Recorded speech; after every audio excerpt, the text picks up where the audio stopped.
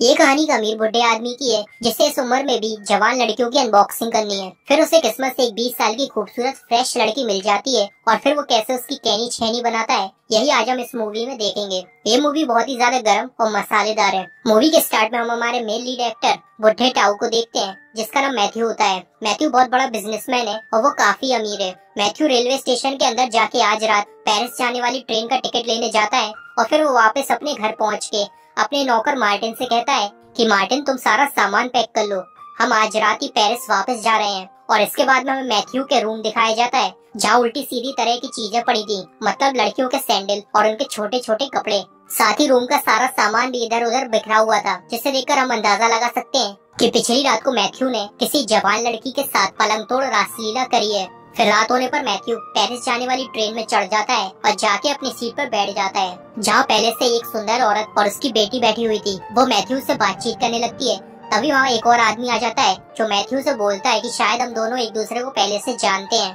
दरअसल मैथ्यू का cousin Edward जो एक बहुत बड़ा एडवोकेट होता है और ये आदमी एक जज है, मतलब ये दोनों पहले एडवर्ड के चेम्बर में मिल चुके हैं। और तभी हमें एक बहुत ही यंग खूबसूरत सी लड़की को दिखाया जाता है, लेकिन उसकी हालत अभी ऐसी है जैसे उसे किसी ने बहुत मारा हो। इस लड़की का नाम कॉन्चिता है। यहाँ कॉन्चिता स्टेशन पर आकर मैथ्यू को ढूंढ रही होती है और कुछ ही देर में कॉन्चिता मैथ्यू को ढूंढ लेती है, लेकिन मैथ्यू कॉन्चिता को ऊपर चढ़ाने की बजाय उस पर पानी की भरी हुई बाल्टी डाल देता है। लेकिन फिर भी कॉन्चिता ट्रेन के चलने के बाद दूसरे गेट से उसी कंपार्टमेंट में चढ़ जाती है। फिर जैसे ही मैथ्यू अपनी सीट पर वापस आता है तो वहाँ बैठे सभी लोग मैथ्यू से पूछते हैं कि तुम तो इतने एजुकेटेड और समझदार लग रहे हो, तो तुमने उस मासूम लड़की के सर पर पानी डाल के उसे सबके सामने बेइज्जत क्यों किया है, और मैथ्यू ने कॉन्चिता के साथ ऐसा क्यों किया।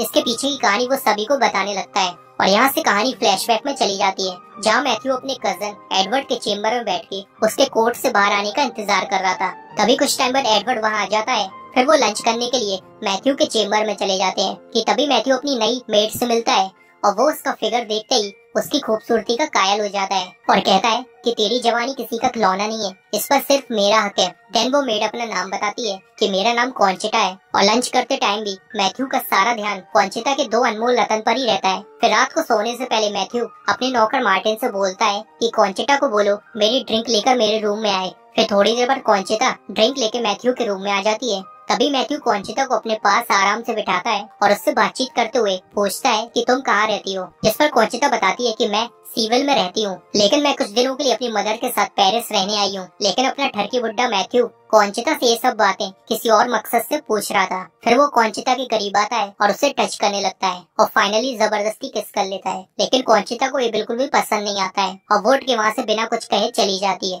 अगली सुबह मैथ्यू को कॉन्चिता कहीं भी नजर नहीं आ रही थी, तो वो मार्टिन से पूछता है कि आखिर मेरी मेड कॉन्चिता कहाँ है, जिस पर मार्टिन बताता है कि कॉन्चिता अपनी मेड की जॉब छोड़कर जा चुकी है और मुझे इससे ज्यादा कुछ नहीं पता है। ऐसे ही कुछ दिन गुजर जाने के बाद हम एक दिन देखते हैं कि मैथ्यू रेस्टोरेंट की तरफ जा रहा है और रास्ते में कुछ चोर उसको चाकू दिखा उसका सारा माल छीन लेते हैं। लेकिन मैथ्यू तो एक रईस ज्यादा होता है तो उससे ज्यादा फर्क नहीं पड़ता। वो सीधा जाकर रेस्टोरेंट में बैठ जाता है और उसके थोड़े टाइम बाद ही कॉन्चिता आ जाती है जो उसका वॉलेट और पैसे वापस देते हुए बोलती है कि मुझे माफ करना, जिन्होंने तुम्हारे पैसे छीने थे वो सभी मेरे दोस्त हैं। मैथ्यू कॉन्चिता को देखकर काफी खुश हो जाता है, इसलिए वो सारे पैसे कॉन्चिता को दे देता है। साथ ही मैथ्यू कॉन्चिता से पूछता है कि आखिर तुम मुझे छोड़कर क्यों चली गई। कॉन्चिता कहती है कि तुमने मेरा चुम्मा लिया था इसलिए मुझे थोड़ा अजीब लगा तो मैं चली गई थी। लेकिन इस बार यहाँ से जाते हुए कॉन्चिता मैथ्यू को अपना एड्रेस दे जाती है। बस फिर क्या था, ठरकी बुड्ढे की थरक चरम पर थी और अगली सुबह सीधा कॉन्चिता के घर जाकर पहुँच जाता है जहाँ उसकी मुलाकात कॉन्चिता के साथ साथ उसकी माँ से भी होती है। उसे देखकर कॉन्चिता अपनी माँ को बताती है ये वही ताऊ है जिन्होंने हमें पैसे दिए थे। जिसके बाद कॉन्चिता की माँ बुड्ढे चाचा के लिए नाश्ता पानी बनाती है। इस मेहमान नवाजी से खुश होकर चाचा कॉन्चिता की माँ को कुछ और पैसे देता है और चला जाता है। फिर हमारा ठरकी चाचा कॉन्चिता के लिए एक बहुत ही महंगा लग्जरी पर्स लेकर आता है और इस तरह वो कॉन्चिता के साथ मीठी मीठी बातें कर उसे लुभाकर बड़े बड़े सपने दिखाता है। कॉन्चिता भी इतना महंगा गिफ्ट लेकर चाचा पर फिसलने लगी थी। कॉन्चिता चाचा को डांस करके दिखाती है और फिर उसकी गोद में आकर बैठ जाती है। तब दोनों करीब आकर किस करने लगते हैं और ऐसे मोमेंट में हमारा चाचा कहाँ रुकने वाला था, वो कॉन्चिता की गुफा के अंदर अपनी उंगली डाल देता है, जिस पर कॉन्चिता कहती है कि ये तुम क्या कर रहे हो, हम यहाँ पर सब कुछ अभी नहीं कर सकते हैं। कुछ देर बाद वहाँ चाचा की सासू माँ भी आ जाती है, जिसके बाद कॉन्चिता चाचा को बताती है कि मेरी अभी तक सील नहीं टूटी है तो इसलिए मैं अभी तुम्हारे साथ पलंग नहीं तोड़ सकती हूँ, मुझे इसके लिए थोड़ा वक्त चाहिए। अगले दिन मैथ्यू कॉन्चिता की माँ को अपने घर पर बुलाता है और उनके साथ अच्छा बर्ताव कर उन्हें काफी सारे पैसे भी देता है। तब वो उनके सामने अपनी दिल के अरमान रखता है और बताता है कि मैं तुम्हारी बेटी कौंचिता से प्यार करता हूँ और साथ ही उससे शादी भी करना चाहता हूँ। जिस पर सासू माँ बताती है कि दामाद जी, मैं भी यही चाहती हूँ, लेकिन पहले मैं अपनी बेटी कौंचिता से बात करूंगी। तब मैथ्यू सासू माँ से पूछता है कि क्या आप कल कौंचिता को लेकर यहाँ पर आ सकती हो। अगले दिन हमारा ठरकी चाचा बन ठन कर रेडी होकर कौंचिता का इंतजार कर रहा होता है, लेकिन काफी देर बाद भी कौंचिता और उसकी सासू माँ वहाँ नहीं आती। फिर चाचा को कौंचिता का एक लेटर मिलता है जिसमें लिखा था कि मैं तुम्हारे पास खुद ही आने वाली थी,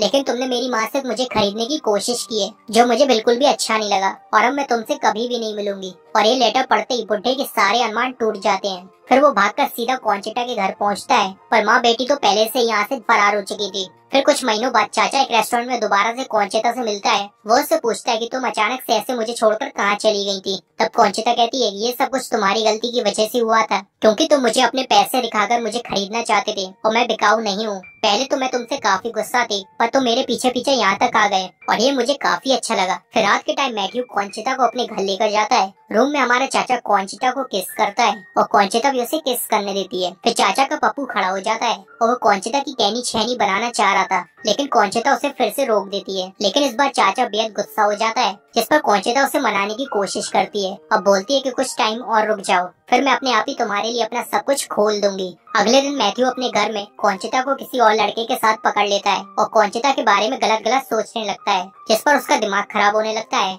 और गुस्से में दोनों को घर से निकाल देता है। अब ऐसे ही 1 साल का समय बीत जाता है, लेकिन हमारे चाचा का कौंचिता के लिए प्यार जरा भी कम नहीं होता है। तो वो इस बारे में अपने कजन एडवर्ड से मदद मांगता है। तब वो कौंचिता और उसकी माँ का पता लगा लेता है और उन्हें पेरिस से बाहर निकलवा देता है, जिस वजह से उन्हें दोबारा जाकर सीविल में शिफ्ट होना पड़ता है। फिर मैथ्यू भी सीविल घूमने के लिए निकल जाता है, जहाँ पर रात को हमारा चाचा कौंचिता से मिलता है। तब वो उससे मिलकर अपनी गलती के लिए उससे सॉरी बोलता है और पूछता है कि तुम आजकल यहाँ पर क्या काम कर रही हो, जिस पर कौंचिता बताती है कि मैं पास वाले नाइट बार में डांसिंग का काम करती हूँ। फिर अगली शाम मैथ्यू कौंचिता का डांस देखने के लिए उसी नाइट बार में जाता है। थोड़ी देर बात करने के बाद कौंचिता मैथ्यू से कहती है कि मेरे डांस का नंबर आने वाला है, तो मैं थोड़ा रेस्ट करने के लिए ऊपर रूम में जा रही हूँ। कौंचिता के जाने के बाद एक लड़की चाचा के पास आती है और बताती है कि तेरी महबूबा ऊपर कोई आराम करने नहीं गई है और अगर तू सच जानना चाहता है तो ऊपर जाकर कमरे में देख ले। ऊपर जाकर देखता है कि उसकी कौंचिता बिना कपड़ों के बहुत सारे मर्दों के सामने उछल उछल कर डांस कर रही थी। सारे मर्द कौंचिता को देख अपनी आंखें सेक कर एंजॉय कर रहे थे। ये देख चाचा को बहुत गुस्सा आता है और वो दरवाजा तोड़ देता है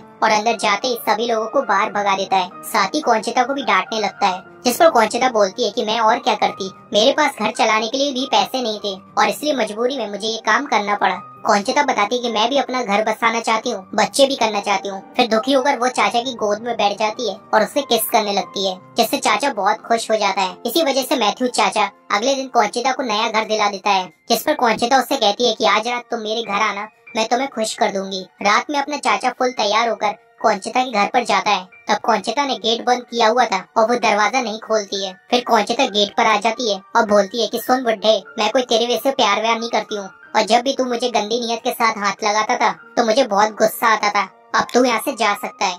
जिसके बाद कौंचिता चाचा के सामने ही अपने बॉयफ्रेंड के साथ खुल्लम खुल्ला गपागप करने लगती है। ये देखकर चाचा का दिल के अरमान टूट जाते हैं। अगली सुबह कौंचिता हमारे चाचा के घर पर आ जाती है, लेकिन मैथ्यू उसे इग्नोर करके अंदर चला जाता है। लेकिन कौंचिता भी उसके पीछे पीछे घर के अंदर आ जाती है। फिर वो उसे समझाती है कि तुम्हें एक लड़की को प्यार करना आता ही नहीं है। अपनी बेइज्जती सुनकर चाचा को गुस्सा आ जाता है और कौंचिता को जोरदार चांटे मारने लगता है। अब कौंचिता भी चाचा के गुस्से से डर गई थी, तो वो उसे बताती है कि कल रात जो कुछ भी तुमने देखा था वो बस एक नाटक था। दरअसल मेरा बॉयफ्रेंड एक गे है, वो तो मुझे कभी भी खुश नहीं कर सकता है। अब कहानी प्रेजेंट में आ जाती है और कौंचिता चाचा के पास आकर पानी की बाल्टी उसके ऊपर ही गिरा देती है, जिसके बाद उनकी लड़ाई खत्म होती है और दोनों एक साथ पिछली बातें भुलाकर पेरिस चले जाते हैं। और दोस्तों, इसी के साथ ये मूवी खत्म हो जाती है। इतनी ख्वाहिशों के बाद आखिर अपने ठरकी चाचा को यंग खूबसूरत फ्रेश माल कौंचिता मिली गई पलंग तोड़ने के लिए।